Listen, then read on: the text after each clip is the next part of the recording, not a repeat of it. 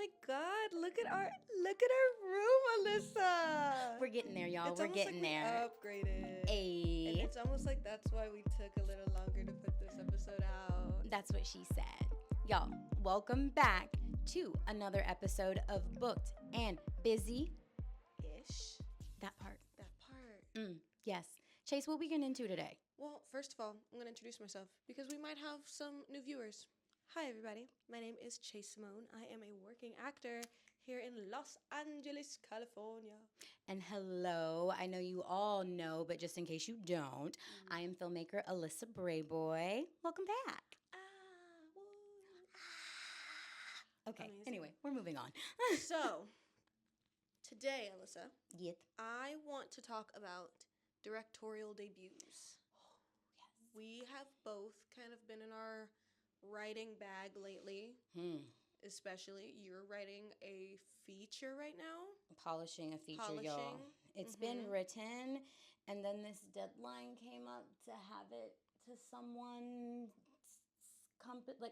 So we're breathing, we're polishing a feature, and I don't know if I know what I'm doing, but that's for a whole other episode, so stay tuned.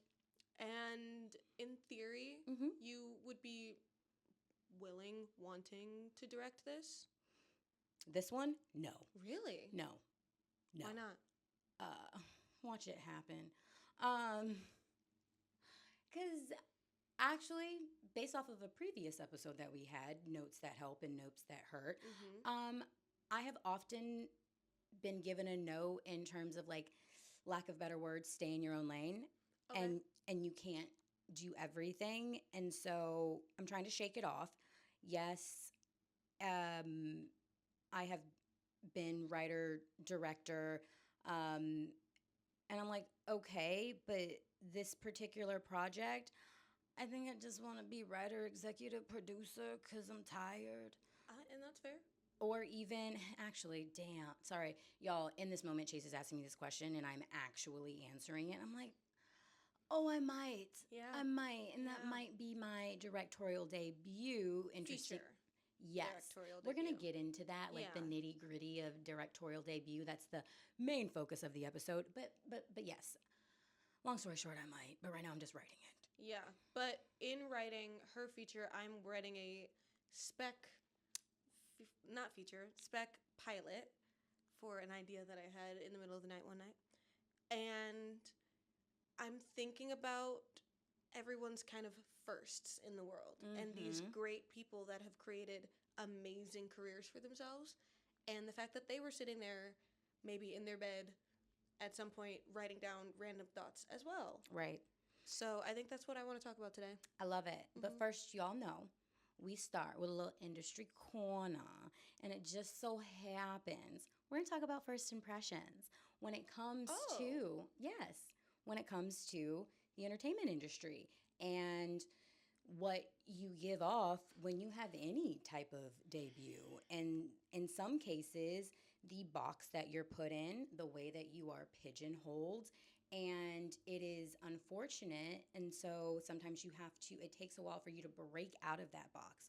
It takes a while for that first impression to wear off. And it's like, I am more than that. Yeah. So and we're going to focus on actors since later we're focusing on directors. So clearly we're going to talk about Daniel Radcliffe. Hello. I did not have him on my bingo card, but yes. Yeah. Because it's so hard to see him as anything else but Harry Potter. Yeah. Same thing with Emma. It's nothing Same against thing him. with Ron. It's like I haven't really seen Ron in anything else. I've seen him in one other thing, and I was like, oh, baby. Okay. But it was still giving Ron. I've seen Emma and Daniel in other projects.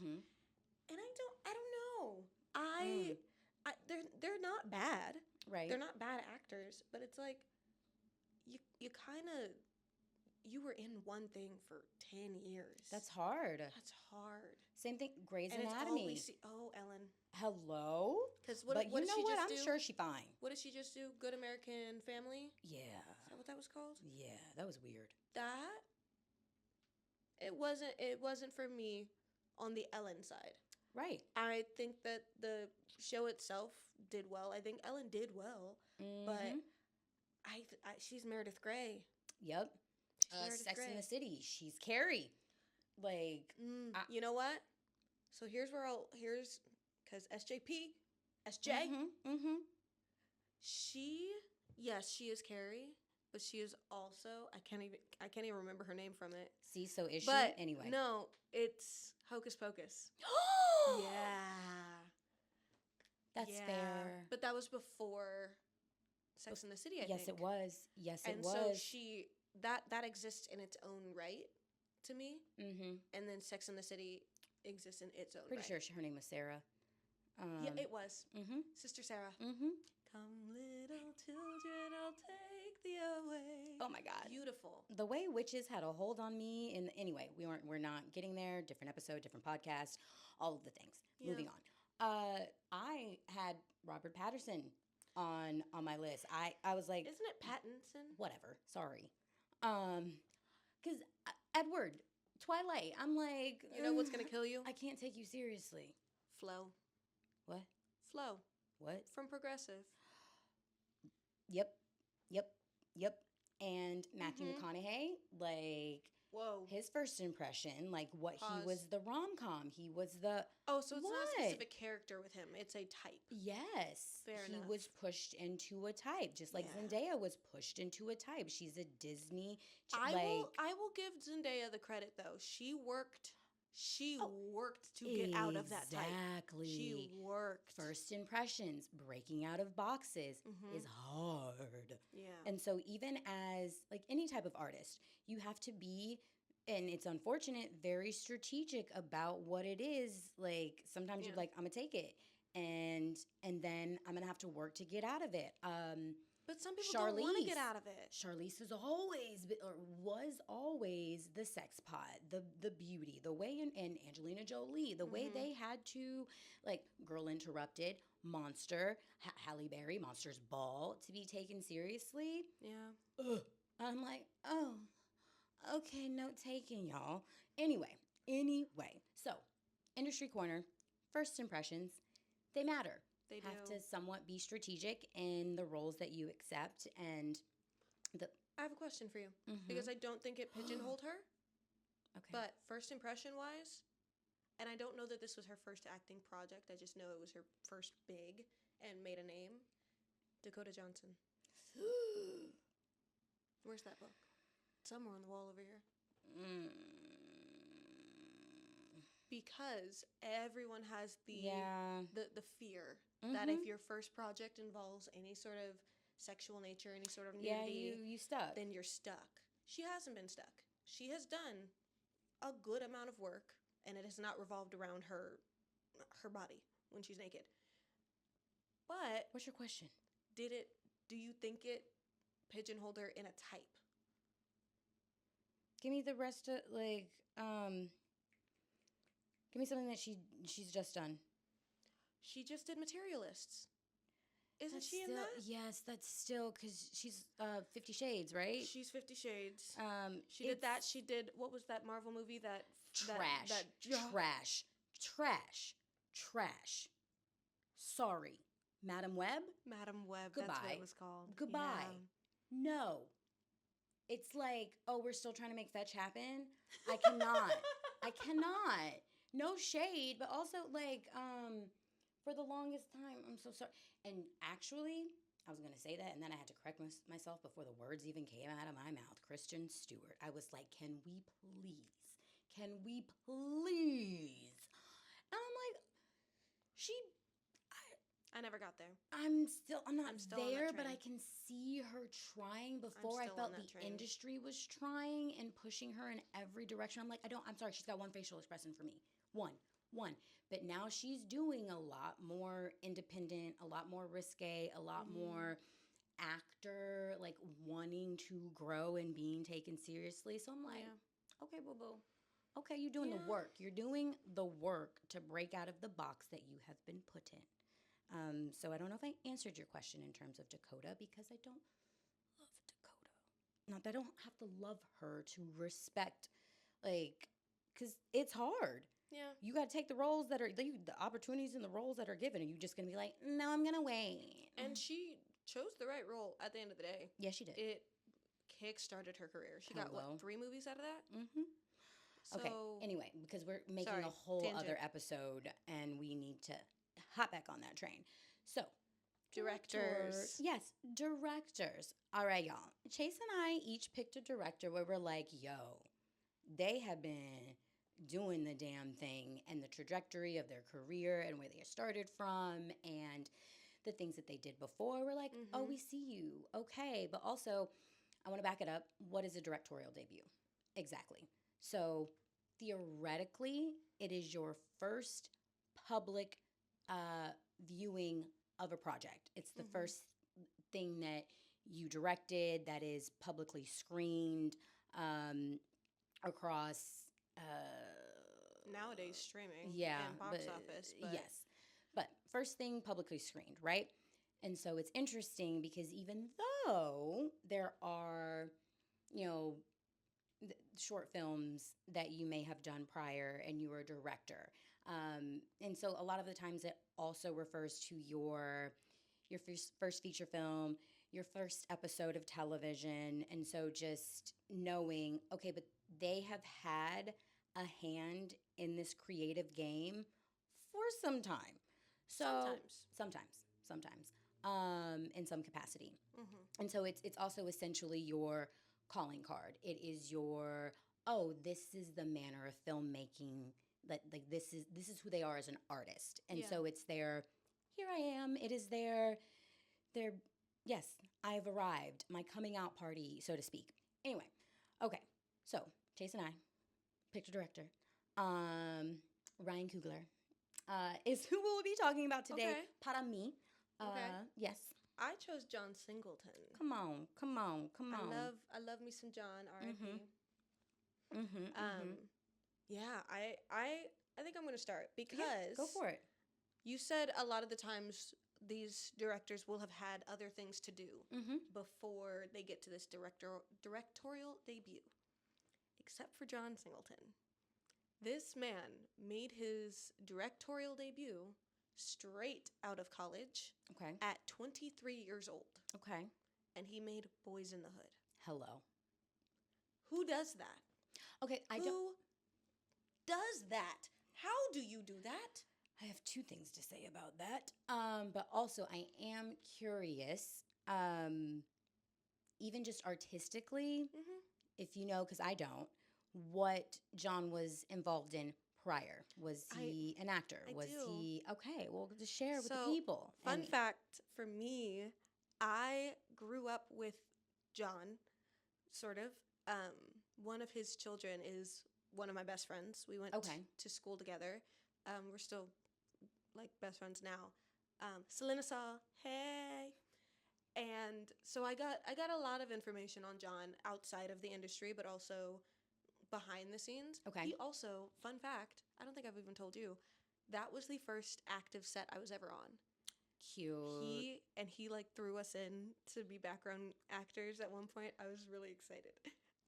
But it was the pilot episode of a TV show he made called Rebel, I believe. Okay. It was later in his career, obviously, because I was alive. Goodbye. She couldn't help herself, y'all. Okay, continue. But it was really fun. He has a special place in my heart. So, John grew up in LA. Born and raised. He's here. He grew up in South Central LA, which was the inspiration for Boyz in the Hood. Right. That's why he wrote it. It's why he wanted to direct it, because it was a story that came from him and the life that he lived. And then he went to USC. How? Yep. Yeah, anyway. Because they all do. They all do. He went to USC and he studied cinematic arts, did the whole spiel, and then he interned, I believe, at Columbia. He interned at Columbia. Sometimes. While at USC. And the executive producers that he worked for while there were the ones that ended up greenlighting Boyz in the Hood. Okay. So, he was more than likely making short films and stuff like that in school. Yes. Because it's just part of USC's program. But really, he came out of college and just made Boys in the Hood. It's interesting. The two things that I was going to say about that, and by no means is what I'm getting at, because these men are not, oh God, whatever. I'm going to say it and come at me if y'all want to, but there's something about, in a good way, the audacity of men that I am really, really trying to like muster up within myself, because they're like, because we can, and because why not? I asked. And like, I'm like, one of the first, was it a short film or was it my first feature? Whatever. One of the directors that cast me in my early days of Los Angeles, someone had asked, "Hey, what made you want to direct this film?" He's like, "Oh, just because. I thought I could. I just wanted to." And I'm like, "Excuse me, what?" Oh. Just because. Oh. Okay. Just the gusto of it. I'm like, you know what? I am really trying to adopt the attitude and the audacity of a mediocre white man. And they just, You're not wrong. And I'm like, it's Alyssa. the you have nothing to lose. Right? It's the understanding that, and it is true, the worst thing they can say is no. Right. But to that no, someone else will more than likely say yes. The way it just never really occurred to me, I was like, oh, someone has to allow, and I was like, excuse me, what? Yeah. No, they don't. Yeah. You don't have to ask permission to. I'm like, oh, okay. Anyway, jumping back on the train.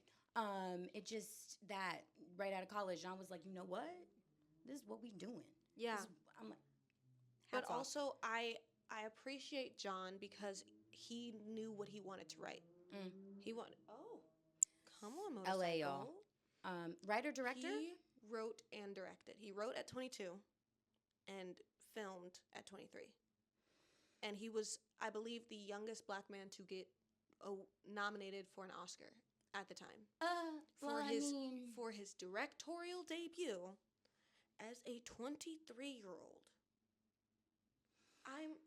Again, love John. I think he has literally launched the careers of so many people. Facts. Forgot about that. So many people. Oh my God. And you look back at Boys in the Hood and think of it as like, oh, this is just some dude straight out of college. How did he get these actors in it? It's because they weren't those actors yet. They weren't those actors yet. Hello. They became those actors. This is a great segue to Ryan Coogler. Okay. And Fruitvale Station. Yes. Michael B. Jordan. Yes. The way he sticks, he finds his people and they grow together. They, like, rising tide lifts all boats, y'all. And the way he's like, all right, this is what we're doing. And it's really what I love about Ryan, even though his filmmaking style, yes, it is scripted. It is, oh my God, fiction. It is, but the social commentary, the social justice, the way that it is rooted in truth. Real. And it, like, across the board, like, so Fruitvale Station was his directorial debut. Ryan also went to USC Film School.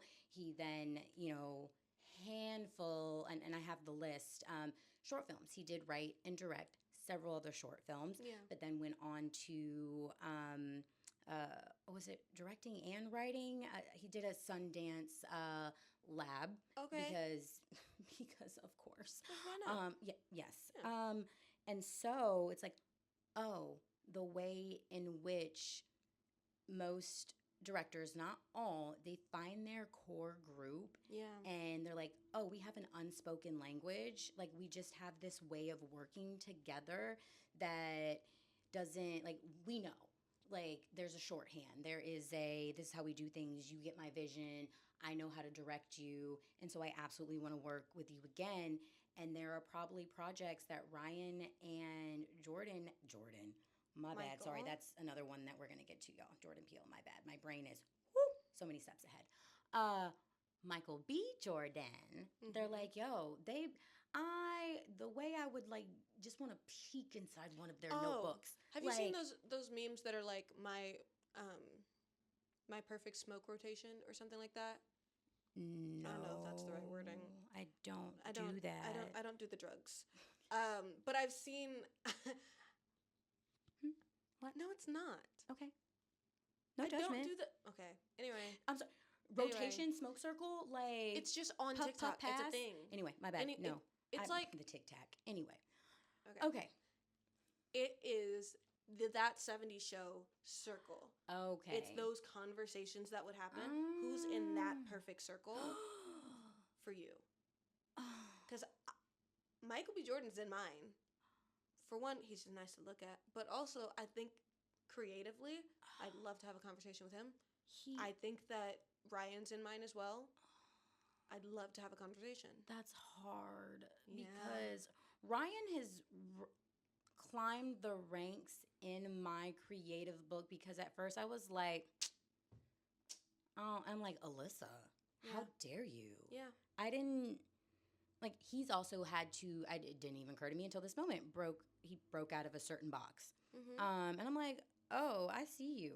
Okay. Well, I think that's what's interesting about who we chose. Even Jordan Peele, I think that this will go into him as well. These people who we are picking as these great directors that had amazing directorial debuts, pulled from something that was true. Yep. They didn't just write something that was like, oh, it's whatever. They pulled from something inside of them. Deeply personal. And I think that's when we get these excellent movies. Because it makes a difference, because you have to care. You have to care. Y'all, the way in which, real talk, sugar keeps me up at night, it is clawing to get out of me. Because someone else has to feel it. And it's wild to me, because as I watch and I become even more attuned to what it is to be a filmmaker, and not allowing the industry to put you in a box and say, oh no, stay in your lane, you're just an actor. Oh, stay in your lane, you're just a director. Stay in your lane, you're just a writer. It's like, no, I'm an artist. I'm a creator. I am a filmmaker. And so making sure you understand to a certain level each of those aspects just makes you a better filmmaker, a better director. And it's scary. I ain't gonna lie, y'all. I think what's funny is when I was first telling you about this idea for the pilot that I'm writing, it was an idea, right? And I've told Alyssa this. I don't know if I've talked about it on here. I have a lot of those. They come into my brain literally at 3 a.m. And she will send over hours later this outline or this pitch deck or whatever. And she's like, and I'm done, and I want someone else to write it. No, so, bish. Yeah, I am a big fan, and Alyssa taught me this word, so it's kind of your fault, of development producers, where your entire job is to come up with the idea. You come up with the idea, and someone else doesn't always have to, but someone else can go make it into a thing. Absolutely. And that's what I've liked doing for a very long time. I can fully build out a world. Any question that you have, I will have an answer for it. It'll probably be in that packet that I send over. It's all there. I will do mood boards. I will do little AI images, because I'm not I'm not that kind of artist. But I will see every single second of this project. But the words are hard.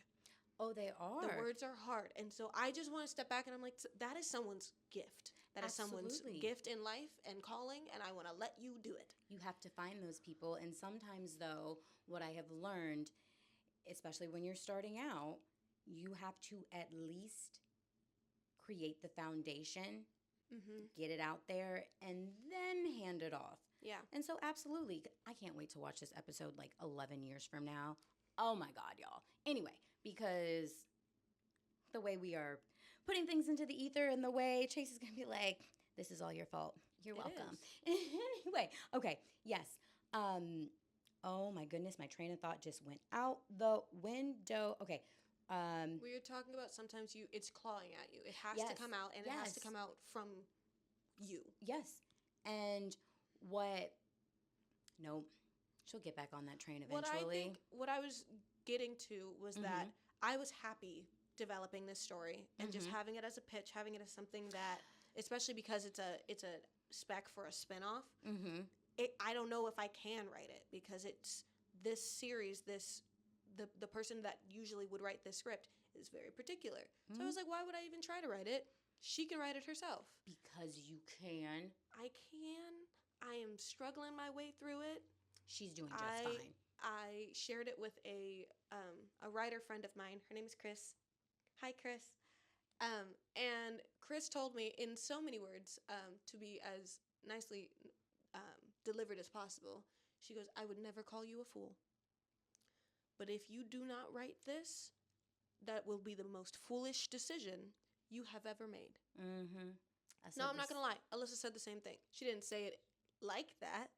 Facts. But it was, she said it a little meaner.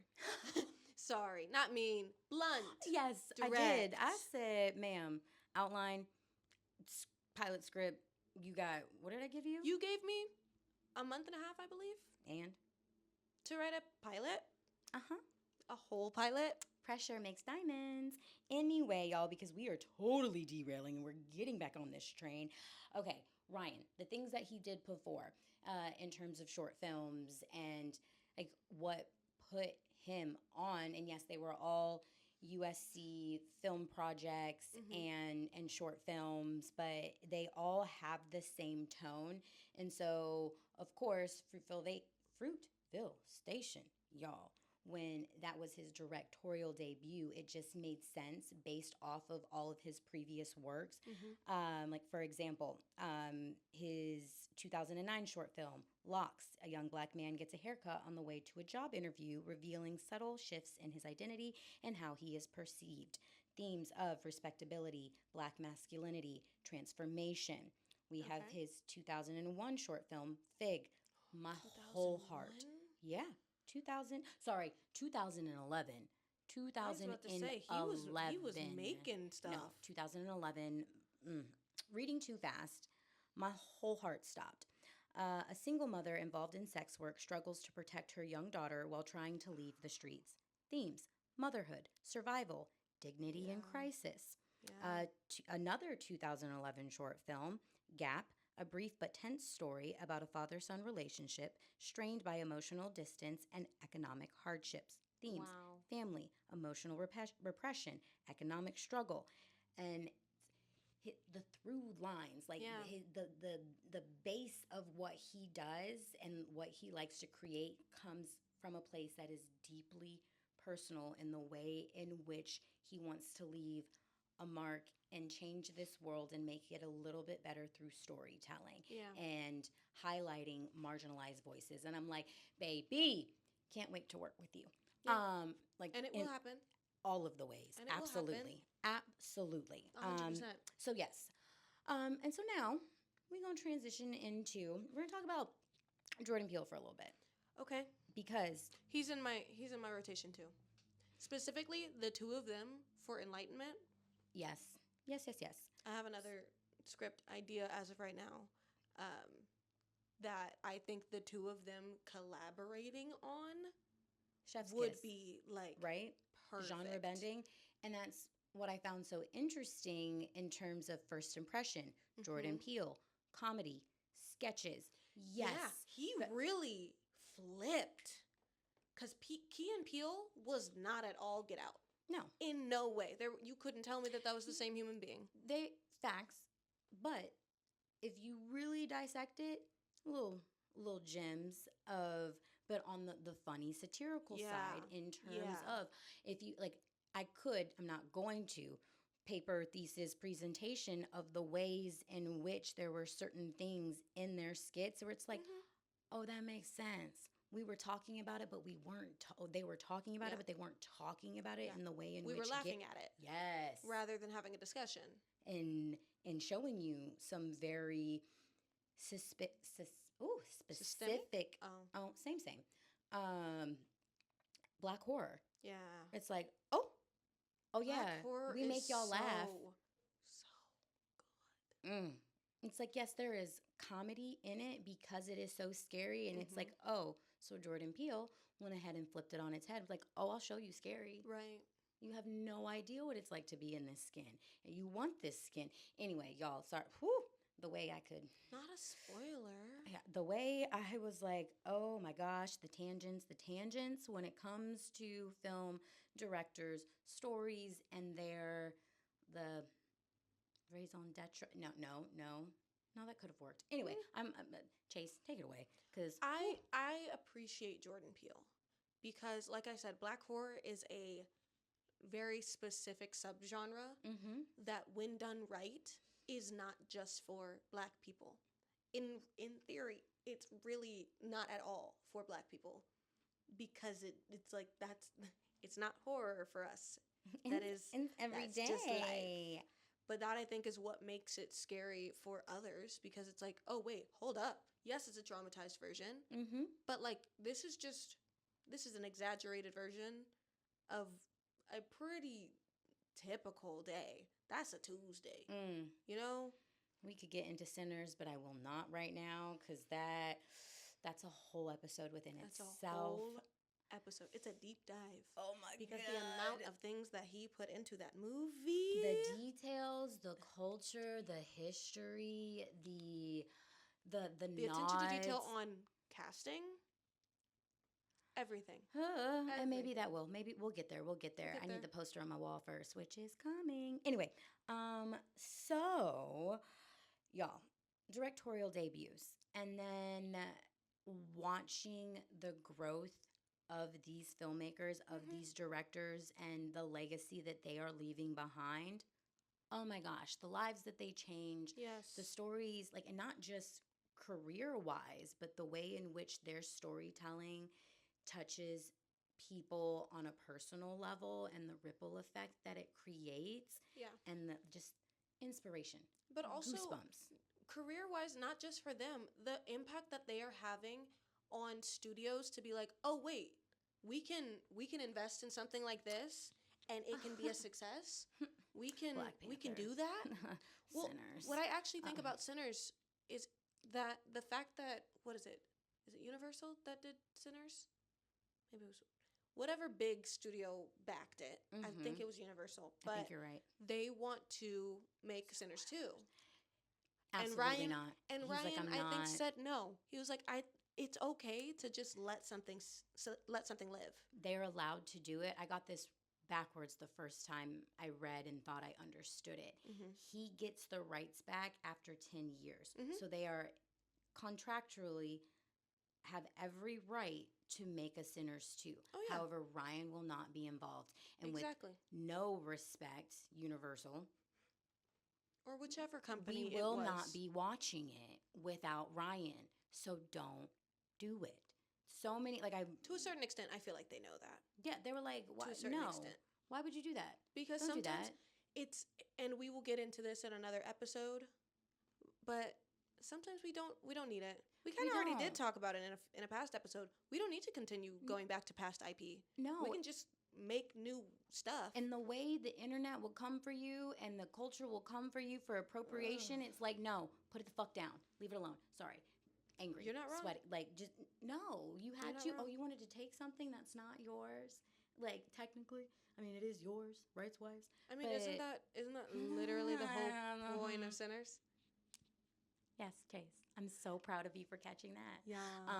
Anyway, like we said, it would be a whole other episode, and we have to move on. And so, y'all, let us know who your favorite director is right now, or your favorite directorial debut, and a director that you enjoy following. And we're going to throw in a new segment for y'all. And we're going to discuss, and we want to know what you're watching as well, but we want to do a little, what are we watching? Chase, what are you watching right now? Or what's something that you've recently watched? What a question. I'd go first, but I've been a chatty Cathy, so... Have you? That's crazy. Because I definitely knew that this question was coming. I think that I have been watching the new season of the DCC America's Sweethearts show. Lord have mercy. I watched the new season of that. Didn't love it, but... Then why? I watched it. Why? I loved season 1. Okay. I loved season 1. Okay. And I went This into is the season Dallas 2. Cowboy cheerleader thing. Okay, Yes. okay. I was like, for our people who don't watch this kind of television. It's a reality show on Netflix. It's a season 2. Okay. I liked season 1 a lot. And so I came into season 2 having higher expectations. As one should. Season 2 for me was to say the least, or to say it as kindly as I can, it was a money grab, I guess. Meh. It was meh. Mm-hmm. They focused more on the business side of things than I would like. There's a lot of talk about how the girls aren't getting paid enough, which, valid. They were not getting paid enough. They did get a 400% raise for this next season, but they were not getting paid enough. But the fact that every single episode was focusing on the fact that they don't get paid enough upset me. Because that's not why I'm watching the show. We get it. It's a good storyline because it needs to be talked about. Wait, what does? That cheerleaders don't... That the Dallas Cowboy cheerleaders specifically are one of the most recognizable teams, entities, organizations in the NFL outside of the teams themselves. And that they are getting paid $15 an hour. Stop. And some of the girls are working 3 to 4 part-time jobs outside of it and then going to rehearsals at night. And then games and such and all that. I'm curious how that plays up against the Laker girls. It's probably similar. Oh. It's a thing, and I think that's why it's always been a part-time job since their creation. Bruh, and they are being paid as part-time workers. Essential part of the brand and the team. But they are an essential part of the brand and the team. There are multiple people that go to the games, not just for the football. The girls. They go for the cheerleaders. Bruh. And they got a 400% raise. They are now getting paid $75 an hour. Goodbye. But goodbye. For a part-time job? Goodbye. No. And they're still working other jobs outside of it because it's still part-time. A lot of them are moving into being influencers, which they also talked about on the show, and how apparently, according to Kelly and Judy, makes them less interesting because their jobs are what makes them the most interesting. It was a lot. I watched this season, didn't love it. If they make a season 3, I will more than likely watch it, but it's not going to be I need to watch it on the first day like I felt like I needed to this time. Ugh. I will see the reactions and then decide whether or not to watch it. Okay. What about you? Hard switch. Just finished watching Your Friends and Neighbors. Never. It's Apple TV, John Hamm. Okay. Never did I ever think I would make that noise for John Hamm. Hello, Zaddy. And yes, I have an affinity for older white men. My trauma is showing. We won't go there. But oh my God, it was so good. So good. I was so shocked. The cinematography, the editing, I was like, pop off. The subtle product placement. There was a Rolls Royce that I just had to, I was like, okay, that's what we're doing. That's what we're doing. Great. I already had really expensive taste, and I know it. I've always, anyway, love the roles. But no, so good. Very, not what I was expecting. Actually, sure. As the pilot progressed, I was like, oh, I see where we're going, but oh yeah, very well done. Oh yeah. John Hamm, Amanda Peet, Olivia Munn, Beach. It took me halfway through the season to realize that was Olivia Munn, and I don't know. I was like, whoa, what just happened? Got her confused with Olivia Wilde, and I was like, oh, I'm so sorry, because apples and oranges, baby. Yeah. Hardcore. But very well done. I do believe they got a season 2. I will be watching. Just never seen John Hamm like that, and I was like, you could tell me what to do. And I would listen. Sure you would. Anyway. And I'm like, oh, I want to be on this show. Yeah. Oh, and also the wardrobe. I will always pay attention to that. I will pay attention to the set design. I will pay attention to the wardrobe because the way that they are telling a story. Oh, everything was pristine. And just education on luxury, but also wastefulness. So well done in every aspect of the way. Anyway, because I could do a whole episode on this series. So that's something that I just watched, just finished. 10 out of 10 recommend. And I think that's all your girls got for you this episode. That's it for today. Yep. We appreciate you coming in. Let us know if there's a director that you know of their directorial debut that is just like, how would you not have said this? How did you guys not come up with this director? Because valid, you know. I mean, but we picked who we picked, but there are so many people that have come out here, and I would not know that that was their directorial debut because what they produced was excellent. Fair. So I'm really interested to know. Let us know.